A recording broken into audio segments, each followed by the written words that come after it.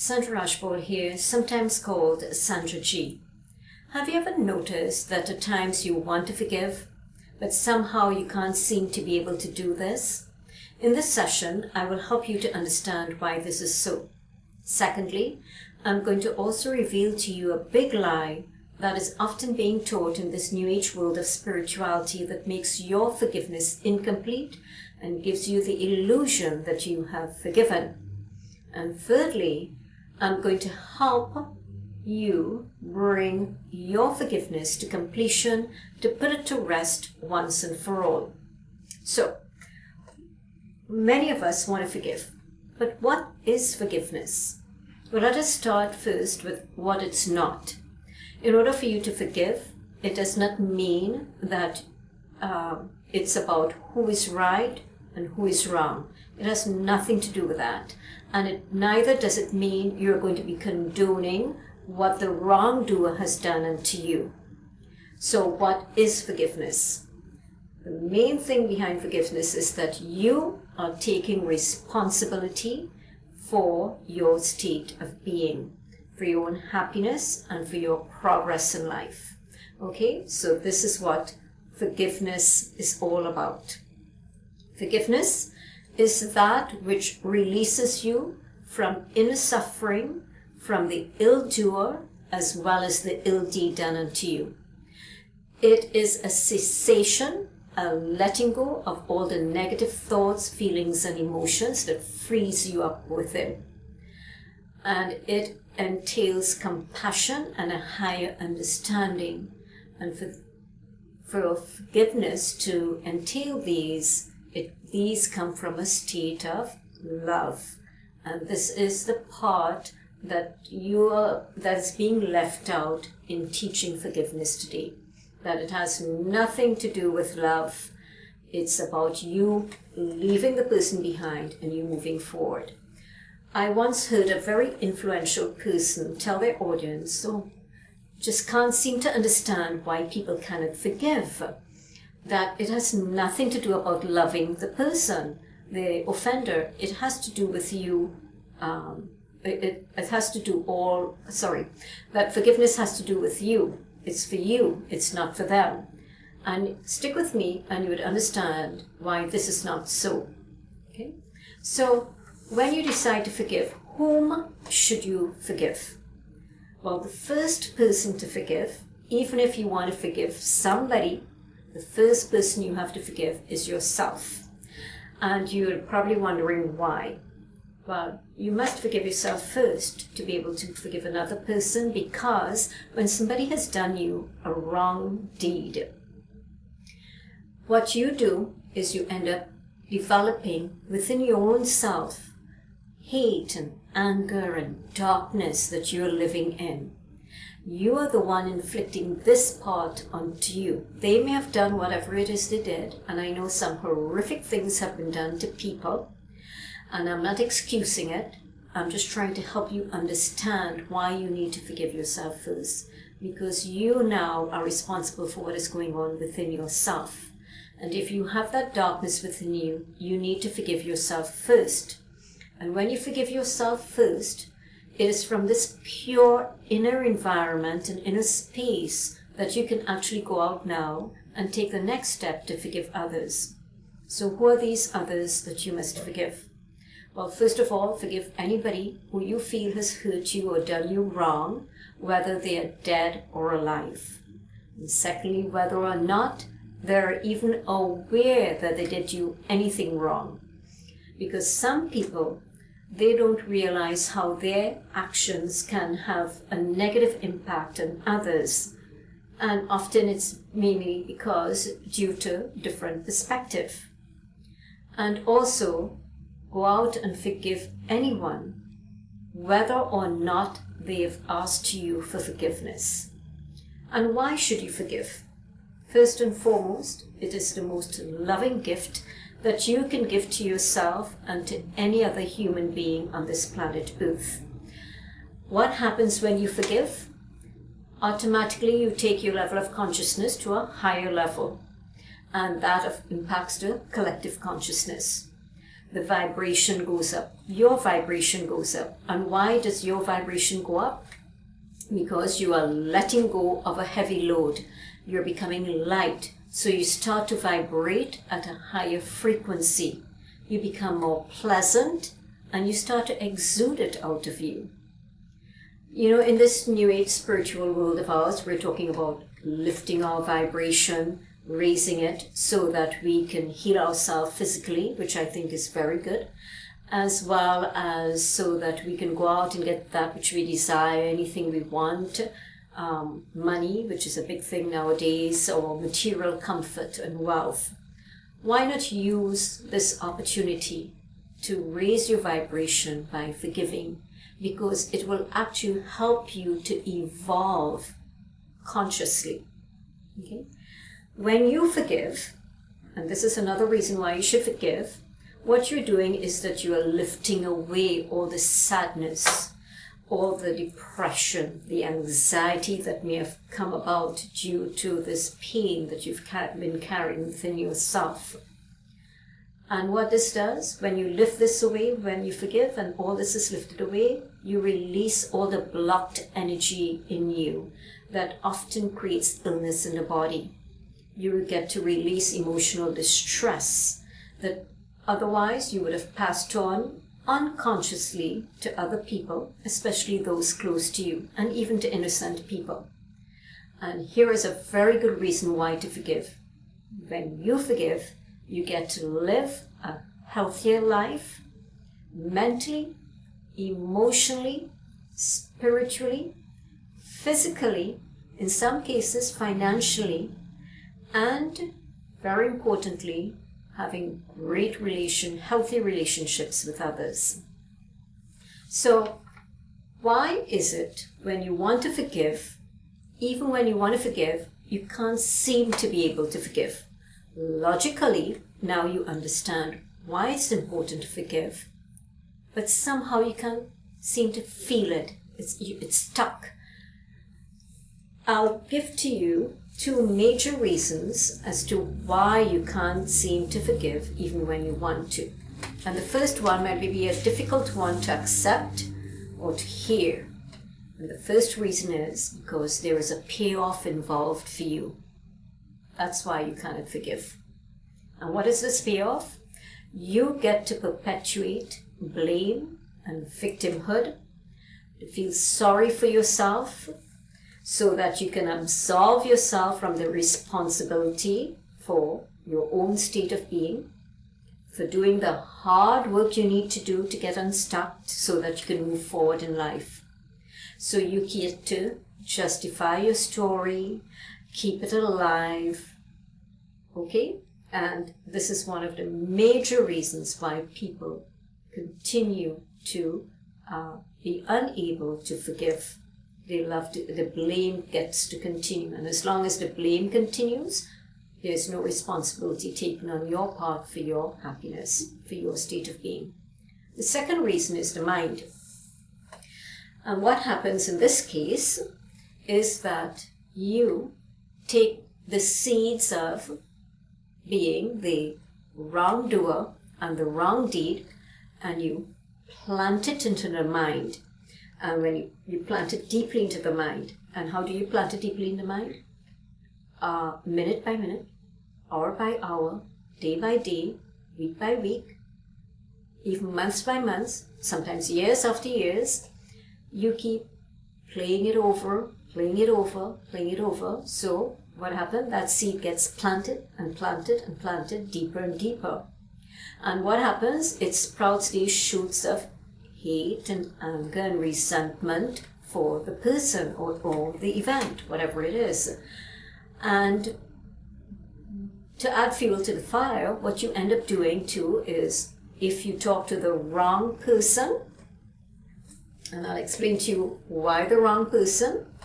If you talk to the wrong person about what it is you're upset over and why it is you cannot forgive, that justifies why you cannot forgive, and this wrong person, all they do is add fuel to the fire, they feed it, they support you in it, that yes, you're justified in being angry or upset, or disappointed.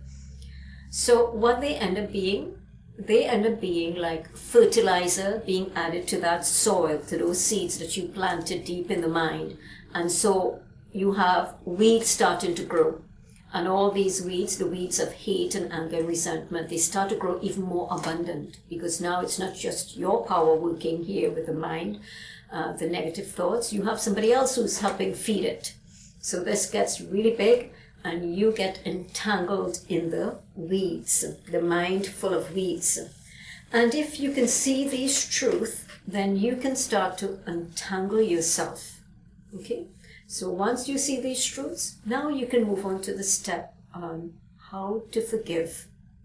Well, how do you forgive? First of all, you make that decision that, you know what, enough is enough. I'm tired of feeling the way I'm feeling. I'm not happy. And you start to develop a deep desire now to forgive the person. The next step you take is to truly become aware of the story, the realization of victimhood, because it's only in this realization that you can conquer the story, that you can cut your umbilical cord to the person, to the story, to the idea. You cut your identity to being a victim. Then you can move on to starting to the whole process of forgiveness in terms of feeling the pain deeply. And this is a step many people seem to skip, because especially for those who think they've forgiven by saying, you know what, forget that person, I am leaving them behind, I'm just moving forward, I'm going to live my life. And they do, but they have this negativity still beneath all of this. And what happens, you're often going to find that if you've not forgiven fully, you are actually going to end up in a similar situation where you are going to learn the lesson again. So that is a telltale that you haven't forgiven fully. So you need to feel the pain deeply, which releases all your pent-up negative emotions. Often what is required for you to do this, many people do this, is you go back to the point in time when this injury or this hurt or offense took place. Sometimes some people it's way back to childhood. So you're going back to that age and the point in time when this happened. But you're going back as an adult, or whatever age you're at right now, but you're going back at a higher level of understanding about forgiveness. So when you go back there and you relive it, you are actually bringing out all the emotions and the negativity that really bring illness to the body also. And you're going to find that if you take this step, you would find that when you start to feel that pain and you go through the emotions of it, and I always recommend that you do this, generally I would prefer it by myself. Others prefer to have somebody there whom they trust. Do that which you feel comfortable with. But when you do this, take the step, you'd find like the first time you do it, you're going to find some release. But then down the road, when you thought you got over it and it's all done, something is going to trigger the pain again, and it's going to come out another time. And this is why this happens, is because when you planted those seeds in the mind of the hate and the anger, they kept planting day by day. It happened in layers and layers. So what happened? This got planted. You have layers of impressions of these negativity planted in and embedded in the psyche. So when you start to flush yourself out of the emotions, they have to happen by layers. So you're going to find the first time you feel the pain deeply, one big layer might come off. And then the next layer. And the next time you break down and you have a good cry or whatever, and you feel that pain, the other layer is going to come off until eventually it all dissipates. The next step to forgiveness, which I believe is the key to forgiving, is understanding. And I'm talking here about a higher understanding, which normally is preceded by understanding at a mental or intellectual level. And it's important to understand at that level too, for it to go deeper to a higher understanding. So what is this understanding you must have? Well, the first thing to understand is that everybody makes mistakes in life and makes inappropriate choices and takes inappropriate actions. And they've acted based on the knowledge and the wisdom they had up to that point in their life, and that they really do not know better. And therefore, that's all you're going to get out of any human being. And when you can understand that and come to terms with that, it will truly help you to let go of the act and the doer, and to be able to come to a point of forgiveness. The more, when you realize that really the person was ignorant at the time, and every time the story comes up, you remind yourself of these things, that they really did know better. They do not know better. And the more you keep reminding yourself of this, you're going to find that compassion and understanding will start to kick in. And the more you remind yourself, the understanding is going to go deeper.